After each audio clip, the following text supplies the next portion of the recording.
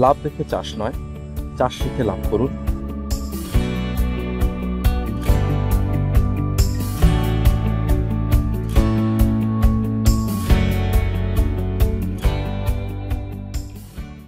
আমাদের আজকের আয়োজনে থাকবে থাই পেয়ারা চাষ। আমরা সাধারণত দেখেছি যে অনেক কৃষক এই থাই পেয়ারা চাষ করতে গিয়ে বিভিন্নভাবে লস করছেন। এর প্রধান কিছু কারণ হচ্ছে এই থাই পেয়ারা চাষ করার জন্য রয়েছে বিভিন্ন প্রযুক্তি, বিভিন্ন টেকনিকের ব্যবহার। আজকে আমার সাথে উপস্থিত আছেন মোহাম্মদ শাকিল হোসেন, একজন স্মার্ট ফার্মার। তিনি পেশায় একজন ইন্স্যুরেন্স কর্মকর্তা, তারপরও চাষটা তার একটা নেশা। তো আজকে আমরা তার সাথে এই থাই পেয়ারা চাষের অভিজ্ঞতার কথা শুনবো এবং কিভাবে একজন কৃষক এই থাই পেয়ারা চাষ করে লাভবান হতে পারে। তো চলুন শুরু করা যাক। শাকিল ভাই, কেমন আছেন? ধন্যবাদ আপনাকে। আলহামদুলিল্লাহ ভালো আছি। আচ্ছা, যেহেতু আপনার নতুনের প্রতি আগ্রহ, সেক্ষেত্রে আপনার থাই পেয়ারা ছাড়াও আর কি কি আছে? আমার এখানে মালটা করেছি 4 বিঘা। আচ্ছা, আর কি আছে আপনার? আর আছে হচ্ছে, বা আর কি পরিকল্পনা আছে আপনার? আমার মূল পরিকল্পনা এখন হচ্ছে আনার, যেটাকে ডালিম আনার বলে। এটা হচ্ছে আমার মূল এখন সামনের দিকের পরিকল্পনা, যেটা ইন্ডিয়ান দার্জিলিং থেকে আসা।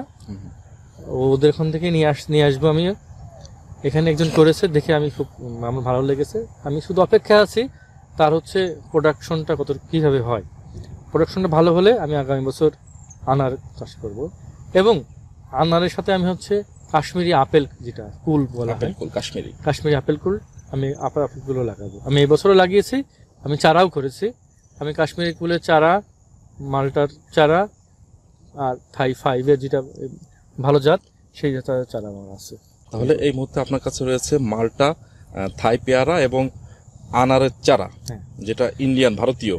আচ্ছা, এটা আপনি যদি কোনো কৃষক আপনার কাছে চায়, সেটাকে আপনি দিতে পারবেন কিনা? আনারটা আমি হয়তো কদিন পরে দিতে পারবো, কিন্তু এইগুলো পেয়ারা থেকে, মালটা থেকে শুরু করে কুল, এগুলো দিতে পারবো। কোনো কৃষক যদি থাই পেয়ারা চাষ করতে চায়, আপনার অভিজ্ঞতার আলোকে তাকে প্রথম কোন জিনিসটা বিবেচনা আনা লাগবে? যেহেতু সে গাছ লাগাবে, সেই গাছটা আসলে কেমন হবে, সেটা সেই জাতটা তাকে আগে জাস্টিফাই করতে হবে, যে আসলে সেই জাতটা ভালো কি মন্দ, এর আউটপুট কতটা আসবে, সেটা হচ্ছে মূল লক্ষ্য হতে হবে। সেই হিসাবে প্রথমে জাতটা আগে নির্বাচন, তারপরে অন্যান্য কাজগুলো। তারপরে। আচ্ছা, আপনার এই বাগানটা কোন জাতের পেয়ারা আছে? এখানে আমার হচ্ছে, যখন পেয়ারার চারা আমরা বাইরে থেকে নিয়ে আসি, 3 নামে একটা জাত আছে, 5 আছে, 7 আছে। থাই 5টাই হচ্ছে বেশি কার্যকরী বা ফলনশীল। থাই 5-এর ভিতরে হচ্ছে একটা জাত আছে, সেটা ফল আসে কিন্তু থাকে না।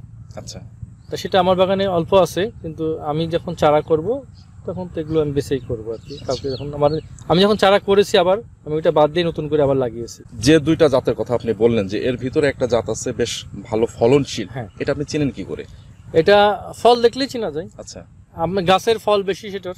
আচ্ছা, এমনি ফলের কোনো কালারে কোনো পার্থক্য আছে? গাছের কালার, গাছ হবে একটু কালো, গাছটা একটু কালচে হবে, কালো হবে, আর এটা একটু সাদা হবে।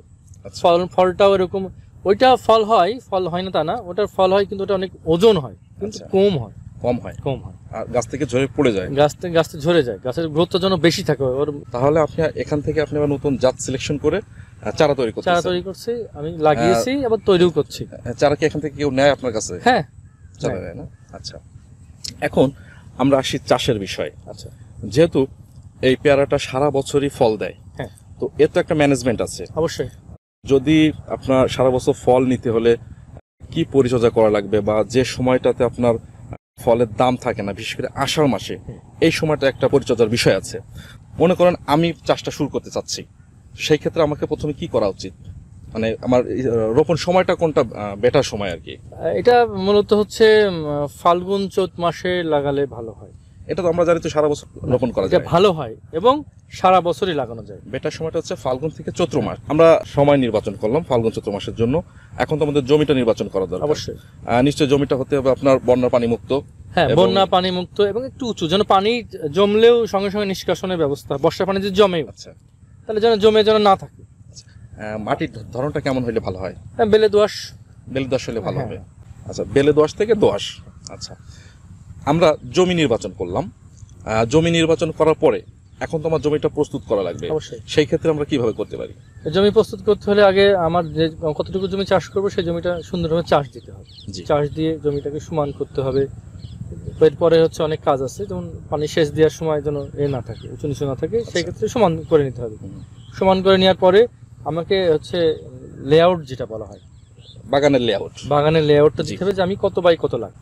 তার উপরে নির্ভর করবে যে আমি কত বাই কত লাগাবো, তার উপরে আমি হচ্ছে গর্ত করবো। গর্ত হচ্ছে 2 বাই 1.5 গর্ত করলেই হবে। মানে 2 ফিট বাই 1.5 ফিট। হ্যাঁ, আচ্ছা, লেআউটের আপনি একটা বিষয় বলছেন। অবশ্যই। এই লেআউটের বিষয়ের ভিতরে আমরা বিভিন্ন বাগানে দেখেছি যে সেটা হচ্ছে যে বাগানের ফল সংগ্রহ করার পরে সেই ফলটা একটা জায়গায় পৌঁছানোর জন্য বেশ কষ্টসাধ্য হয়। সেই ক্ষেত্রে বাগানের ভিতরে রাস্তা রাখার জন্য কোনো প্রয়োজনীয়তা আছে কিনা? অবশ্যই। আমাকে যে ধরো তো আমার রাস্তা দরকার। আচ্ছা, আমার জমি যদি 10 বিঘা হয়, তাহলে তো আমি প্রথম থেকেই তো আমি হারভেস্ট ওই শেষ মাথার এইগুলো ফলগুলো তো আমি কিভাবে নিয়ে আসবো? আচ্ছা। তার জন্য আগে থেকে প্ল্যান করতে হবে যে মাঝখান দিয়ে যেন একটা ভ্যান অন্তত একটা ভ্যান যাওয়ার মতো রাস্তা। রাস্তা রাখতে হবে। সেই রাস্তা দিয়ে আমার এর চাষের জন্য পাওয়ার টিলার যাবে, আমার পানি সেচের জন্য যন্ত্রপাতি যাবে, আমার ওখানে নিয়ে যেতে হবে সার টারগুলো। এখান থেকে মাথায় করে নিয়ে যাওয়া অনেক কষ্ট, আমার লেবার কস্ট বাড়বে আমার এই ক্যারিং এর জন্য। যদি আমার ভ্যানটা সরাসরি ঢুকে যায় আমার বাগানের ভিতরে, লেবার কষ্ট কমলো। তাহলে আমাদের প্রয়োজন একটা পরিকল্পিতভাবে রাস্তা রেখে বাগানটা লেআউট করা, এবং যেটা ঘিরে দেওয়ার দরকার, বেড়া দেওয়ার দরকার, সেইভাবে বেড়া দেওয়া।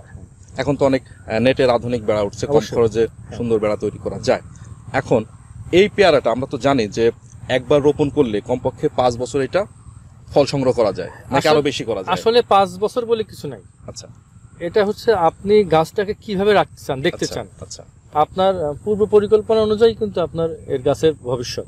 আচ্ছা। আপনি যদি মনে করেন একটা গাছ বড় করবেন, তাহলে তো এর ভবিষ্যৎ আপনি কিভাবে উঁচু জায়গায় আপনি বাঁধবেন, পলিথিন বাঁধবেন, ওষুধ দেওয়া আছে, অনেক কষ্ট বাড়বে। আপনার মূল হচ্ছে ব্রাঞ্চিং। আচ্ছা, গাছের ডগা দরকার আপনার। ডগা দরকার। আমার ছোট গাছ হলে সমস্যা কোথায়? আচ্ছা। আমি যদি বড় গাছের 100 টাকা, আমার ছোট গাছে 100 টাকা, আমি জি, জি। ওই উপরে উঁচু করে তো আমার দরকার নাই। আচ্ছা। আমি ছেটে সুন্দর করে রাখলে আমার সেখান থেকেই প্রোডাকশন আসবে। আচ্ছা, তার মানে হচ্ছে আমরা যদি পরিকল্পিতভাবে গাছটাকে কেটে ডাল কুশিকত্তন, বা আপনার এখানেও করা আছে, যেটা আমরা কুশিকত্তন বা ডাল ছাঁটাই বলি, এই থাই পেয়ারা উৎপাদনের ক্ষেত্রে তো এইটা সবচেয়ে একটা অন্যতম মানে কলা কৌশল বা হাইব্রিড যেটা বলতে, হাইব্রিড জি, জি। বলতে কি আমি এখান থেকে বেশি আউটপুট নেব। তাহলে বেশি আউটপুট নিতে হলে একে তো একটু আপনাকে বাড়তি নজর দিতেই হবে। আচ্ছা, সেই নজরটা হচ্ছে যে আপনার কুশিকর্তন যেটা বলছেন, কুশিকর্তন হচ্ছে যে আপনি একটা ডগা বের হলে সেই ডগা যদি না কাটেন, আপনার মানে ব্রাঞ্চিং এ হওয়ার সুযোগ দিতে হবে। আচ্ছা। দ্বিতীয় ডগা, একটা ডগা থেকে 2টা ডগা হবে, আর ডগা না হলে আপনার কড়ি আসবে না। তার মানে এই ডগাটা যেমনি আমাদের গাছের শেপটা ঠিক রাখার জন্য প্রয়োজন, তেমনি ফলন বৃদ্ধির জন্য এটা আমাদের প্রয়োজন। হ্যাঁ। আচ্ছা, তাহলে আমরা অ্যাকচুয়ালি 5 বছর বলা যাবে না, না। এটা আপনার শেপটা যতদিন আপনি রাখতে পারেন ভালোভাবে। আপনি জমির লেআউট দেওয়ার সময় যেটা যেভাবে চিন্তা করবেন, সেই বাস্তবায়ন অনুযায়ী আপনি গাছ রাখতে হবে। আচ্ছা। আপনি যদি 4 লাগান, তাহলে আপনাকে তো একটু সাইজ ছেটে সুন্দর করে রাখতে হবে, কাটিং করে। জমির লেআউট শেষ করলাম, আপনার অভিজ্ঞতা থেকে আমরা শুনবো যে 1 বিঘা জমিতে আমরা কিভাবে গাছ রোপণ করলে আমরা সর্বোচ্চ বেনিফিটটা পেতে পারি। যেহেতু হাইব্রিড জাতের চাষ মানে উচ্চ ফলন বেশি চাষ, মূলত 8 লাগালে নিয়ম অনুযায়ী আগের 8 লাগালে হচ্ছে গাছের বাল্য বাতাস পাবে, গাছে ফল হবে। কিন্তু 8 মাঝখানে তো ফাঁকা থেকে যাচ্ছে অনেক। এই ফাঁকাটা কতদিন থাকে? এই ফাঁকাটা এখন মনে করেন আপনার 3 বছর পর্যন্ত ফাঁকা থাকে। তাহলে আমি কেন 8 লাগাবো? আমি এখানে লাগাবো হচ্ছে 4 হাত বাই 4 হাত। তাহলে লাগালে আমি 3 বছর 2 বছর পর 4 কোণায় 4টা, মাঝখানে একটা রেখে আমি কেটে ফেলতে পারবো। আমরা লেআউটে হচ্ছে দেওয়ার পরে হচ্ছে আমরা 1 বিঘা জমিতে কত পিস গাছ লাগাবো। আচ্ছা, যদি আমরা মনে করি যে 8 বাই 8 হাত বাই 8 হাত লাগাই, তাহলে হচ্ছে আমাদের চারার সংখ্যা কম হবে। আমরা প্রথম 2 বছর ওখান থেকে আউটপুট প্রোডাকশন কম পাবো। প্রোডাকশন কম পেলে আমি তো 2 বছর ভিতরে অন্য কিছু চাষ করছি না, তাহলে আমি লুজার হচ্ছি। জি জি। আমি যদি 1 বিঘা জমির ভিতরে আমি 400 গাছ যদি লাগাই 4 হাত বাই 4 হাত, তাহলে আমি 2 বছর তো একটা গাছ থেকে কমসে কম 30 কেজি, সর্বনিম্ন 30 কেজি ফল তো আমি পাবো একটা গাছ থেকে। 2 বছরে আমি 30 কেজি ফল পাবো। আমি যদি 30 কেজি ফল পাই, তাহলে 8 লাগালে আমার লাগানো লাগবে হচ্ছে হলো 130টা 130টা চারা। 130টা চারা লাগবে। আমি সেখানে যদি 400 চারা লাগাই, তাহলে আমার ওখানে থাকছে হচ্ছে 270টা অতিরিক্ত। তাহলে 270টা চারা যদি আপনি 30 কেজি করে ধরেন, তাহলে কত কেজি মাল আমার এক্সেস হচ্ছে 2 বছরে। আমি যদি ধরেই নিই আমরা বর্ষাকালে মাল নিব না, ফল আমরা নিব না, তাহলে সেক্ষেত্রে আমার 270 পিছে যদি 30 কেজি করে ধরি, তাহলে 270 গুণ 30, এখানে অনেক ফল আসছে, যা 1 বিঘা জমিতে 2 বছরে আমার প্রায় 2 লাখ টাকা উপরে আমি লাভবান হচ্ছি। যদি আমরা এই প্রথম দিকে ঘন করে লাগাই। আমরা তো এটাও জানি যে সাধারণত থাই পেয়ারা রোপণের 1.5 মাসের ভিতরেই ফুল চলে আসে। হ্যাঁ, অবশ্যই। সেই ফুলটা আবার দেখা যাচ্ছে 150 দিন পরে ম্যাচিউরড ফল চলে আসে। আমার এটা হচ্ছে আমি লাগাই, আমি যখন আমার নতুন একটা বাগান করেছি 4 হিসেবে, আমি যেহেতু 8 করেছিলাম, আমি তার মাঝেও আমি এর ভিতরে মাঝখানে একটা করে গাছ বসাই দিয়েছি। হ্যাঁ, আমরা আপনার বাগানে দেখেছি। এবং নতুন যে গাছটা আমি গাছ লাগিয়েছি, চলেন দেখে আসি 4 লাগিয়ে কত সুন্দর। আচ্ছা, আমরা তাহলে এখন একটু দেখবো যে আপনি কিভাবে লাগিয়েছেন এবং ওটা কোন কোন গাছগুলো আমাদের কেটে দেওয়া প্রয়োজন। হ্যাঁ, আমি নতুন যে বাগানটা করেছি 4 হাত বাই 4 হাত, আমি এটা 2 বছর পরে হচ্ছে মাঝখান থেকে কেটে ফেলবো। এটা রাখবো, 4 কোনায় 4টা রাখবো, মাঝখানে কেটে ফেলবো 1টা 2টা 3টা 4টা, তাহলে থাকবে হচ্ছে 1 2 3 4 5টা থাকবে, 4টা হচ্ছে কাটা যাবে। তাহলে মাঝখানটা যদি থাকে, তাহলে মোটামুটি এই 5টা গাছই হচ্ছে 3-4 বছর পর্যন্ত এই গাছটাকে রাখা যাবে। নর্মালি তখন আরও একটু বড় হয়ে গেলে তখন এই গাছটা আমি কেটে ফেলবো। এইভাবে 4 আমি লাভবান হতে পারবো।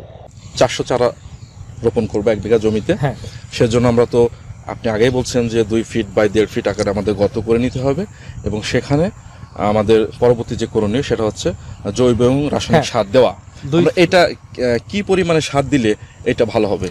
আপনি যদি গোবর সার দেন, জি, গোবর সার দেন, তাহলে 10 কেজি পরিমাণ আপনি এক গর্তে 10 কেজি পরিমাণ গোবর সার দিবেন। আচ্ছা, টিএসপি 250 গ্রাম। আপনি পটাশ দিবেন হচ্ছে 150 গ্রাম। 50 গ্রাম দেবেন ইউরিয়া। আচ্ছা, এর সাথে দিবেন আপনি হচ্ছে জিপসাম দিবেন। সাথে হচ্ছে আপনার জমিতে যদি উই পোকা থাকে বা যেন পোকার আক্রমণ বুঝতে পারছেন, কাটই জাতীয় পোকা যেগুলো তাহলে আপনি জমিতে, হচ্ছে ফুরাডান এবং রিজেন্ট দিতে পারেন। দিলে পোকা থেকে আপনি প্রথম যে শিকড় হবে, শিকড় আপনার বাজ সেভ হবে। সেইভাবে আপনি হচ্ছে সার দিবেন। সার দেওয়ার পরে মাটি দিয়ে মিশায়ে সমান করে দিয়ে একটা করে কাঠি মাঝখানে পুঁতে দিলে, দিয়ে একবার সেচ দিয়ে দিলে ওইটা দেখবেন খোলের মতো কালার হয়ে গেছে। আচ্ছা, সারটা খুব মিশ্রিত হয়ে পচে খোলের মতো খেলে মানে সুন্দর একটা সার হয়, যা গাছ রোপণ করলে দ্রুত বৃদ্ধি হয়। আমরা একটা বিষয় সচরাচর বিভিন্ন পেয়ারা জমিতে দেখে থাকি, সেই বিষয়টা হচ্ছে যে হঠাৎ করে গাছ মারা যাওয়া। এর প্রধান কারণ হিসেবে যেটা আমরা দেখেছি সেটা হচ্ছে যে এই থাই পেয়ারাগুলা সাধারণত সারা বছর প্রচুর পরিমাণে ফল দেয়।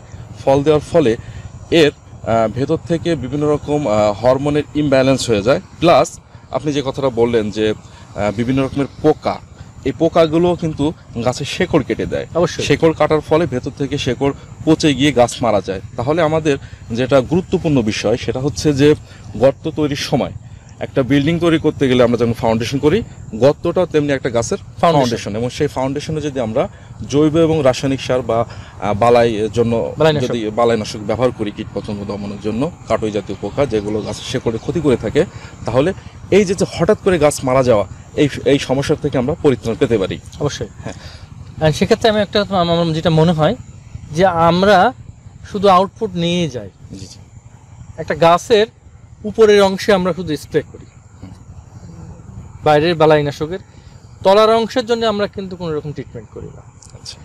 আমার কাছে মনে হয়েছে বছরে 2 বার মাটির নিচের যে পোকামাকড়ের জন্য একটা ওষুধ ব্যবহার করা উচিত, একটা দানাদার বিষ ব্যবহার করা উচিত। তাহলে হবে কি, আপনার শিকড় ভালো থাকবে, আর শিকড় ভালো থাকলে আপনার গাছ ভালো থাকবে। এটা আমার কাছে মনে হয়েছে। আচ্ছা, আমরা গর্ত তৈরি করলাম, গর্ত তৈরি করার পরে সেখানে আমরা জৈব এবং রাসায়নিক সার দিলাম।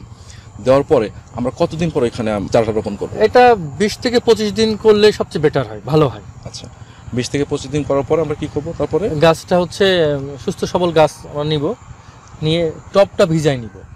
আচ্ছা, আমরা করি কি, বাড়ি থেকে চারা নিয়ে এসে শুকনো থাকে, গাছের শিকড়গুলো নড়ে টড়ে যায়, আমরা যদি পানি দিয়ে দিই তো গাছের টপটা এটা থাকে, পলিথিন ছিঁড়ে আমরা ঠিক মাঝখানে পুঁতে দেবো। আচ্ছা, তো আমরা গাছ রোপণ করে দিলাম, এরপরে তো আমাদের বিভিন্ন রকম পরিচর্যা রয়েছে।